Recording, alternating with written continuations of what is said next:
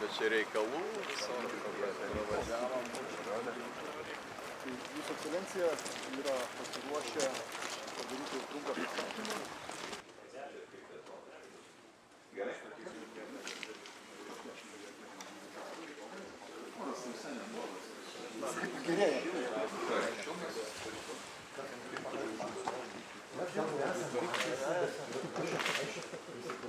Jungtinės Amerikos valstijos siekia atskirti šitas dvi valstybės sąjungininkės Rusijos federaciją ir Baltarusiją, galbūt stengdamosis patraukti Baltarusiją į savo pusę labiau, nes iš tikrųjų jų buvimas labai artimų Rusijos sąjungininkų yra tam tikra papildoma geopolitinė grėsmė.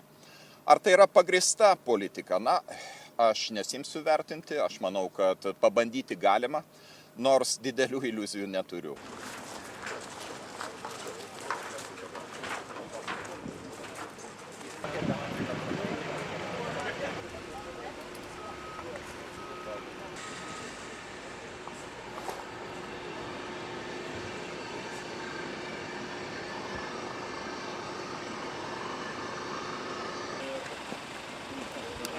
Baltarusija yra iki kaklo priklausoma nuo Rusijos federacijos ir tikėtis, kad vien užkeikimais, susitikimais, rankų paspaudimais, šypsenomis galima pakeisti jos poziciją, na, atleiskite, tai yra šiek tiek naivu.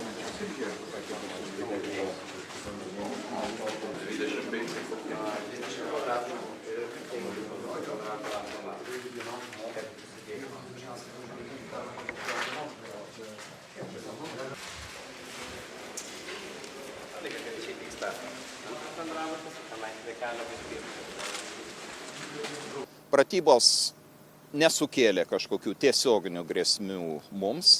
Pratybos vyko taip, kaip ir buvo jos pristatytos. Tuo pat metu, kadangi tai buvo mūsų sąmoningas pasirengimas, vyko pratybos mūsų pusėje, tikrai labai rimtos, 17 000 karių Lietuvoje, 40 000 su Lenkija. Įmant tai iš tikrųjų yra didelės pajėgos, kurios gerokai pranoko tas pajėgas, kurios buvo rytinėje pusėje.